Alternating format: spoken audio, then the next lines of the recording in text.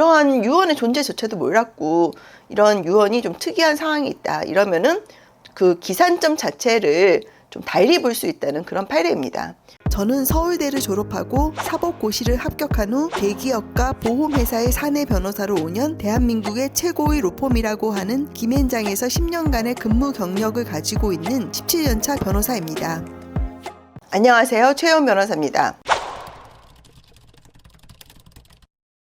오늘은 유류분 반환 청구권의 단기 소멸시효에 대해서 말씀드리겠습니다. 먼저 유류분 반환 청구권이 뭔지 아시나요? 상속인들은 법정 상속분이라는 게 있습니다. 그런데 가끔씩 사망하신 피상속인이 특정 일인한테 재산을 다 주는 경우가 있습니다. 상속인들 입장에서는 본인의 그런 상속 재산이 침해당했다는 생각을 할 수 있고요. 그렇기 때문에 법에서는 이 상속인들의 법정 상속분 중 일정액을 보장을 하고 그러한 상속분을 침해받으신 분들은 그 고인의 재산을 상속받거나 증여받으신 분을 상대로 상속 재산을 달라 이런 청구를 할 수 있습니다. 이러한 청구권이 유류분 반환 청구권이고요. 그런데 이 유류분 반환 청구권은 단기 소멸시효가 적용돼요.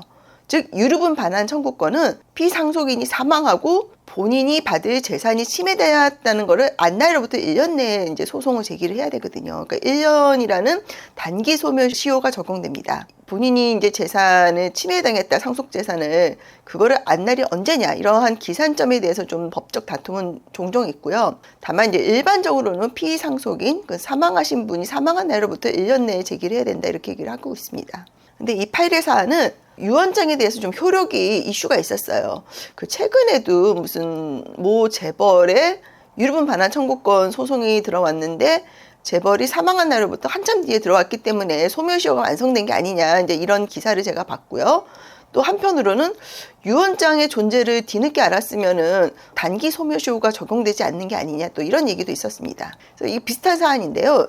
이 사안은 배우자랑 자녀가 없이 2016년 9월에 C씨가 사망을 했습니다. 근데 C씨는 한참 전에 조카인 B에게 본인의 부동산과 예금 등 전 재산을 준다 이러한 자필증서 유언을 작성한 적이 있습니다. 그 사망하신 C씨의 상속인은 A씨라고 따로 있었어요. 근데 A씨는 이러한 자필증서 유언의 존재를 몰랐어요.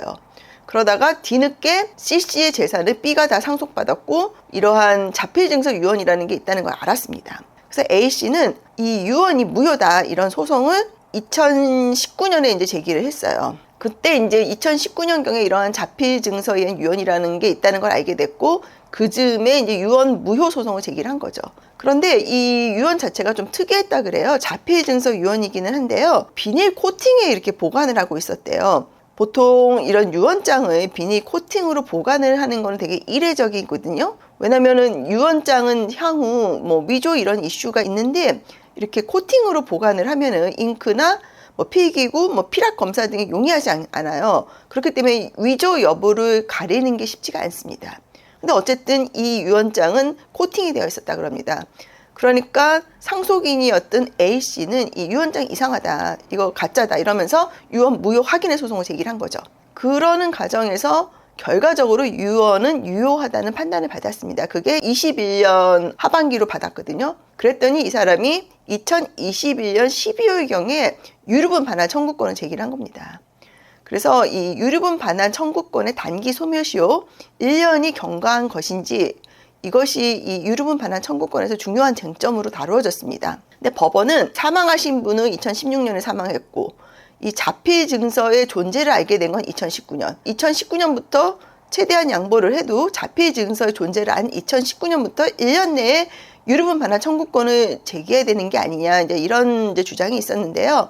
법원에서 판단하기로는 A씨가 사후적으로 이런 유언의 존재를 확인을 하고 이 유언은 무효다 이런 소송을 제기했다. 결과적으로 그 자필증서 유언은 유효라고 확인이 되었지만 A씨 등이 자필증서 존재를 인지하고 그 원본을 확인했음에도 불구하고 자필증서가 무효라고 믿은 데에는 합리적 근거가 있다. 제가 말씀드린 대로 이 자필증서는 유언은 조금 이례적이라 그랬잖아요. 코팅도 되어 있고 그렇기 때문에 가짜라고 믿는 거에 합리적 근거가 있다. 그렇기 때문에 A씨 등이 유언 무효 소송이 확정됐을 때부터 1년 내만 유류분 반환 청구권을 제기했으면 단기 소멸시효가 완성되지 않는다 이렇게 판단을 하였습니다. 이 유류분 반환 청구권 지금 사실 헌법재판소에 위헌 소송이 이제 걸려 있어서 조만간 결과가 나올 거로 생각은 드는데요.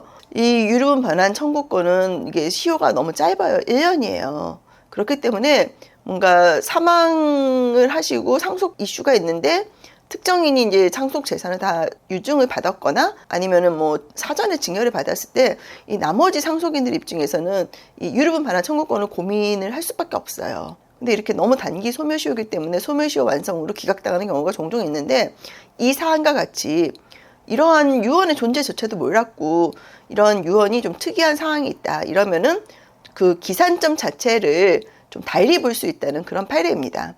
제가 설명드린 내용이 도움이 되셨으면 좋겠습니다. 관련해서 사건 수임 문의나 상담을 원하시는 분은 카카오 채널 최혜원 변호사에 연락 주시기 바랍니다. 감사합니다. 사건 수임이나 법률 상담을 원하시는 경우 카카오 채널 최혜원 변호사를 검색하셔서 연락 주시면 상담을 도와드리도록 하겠습니다.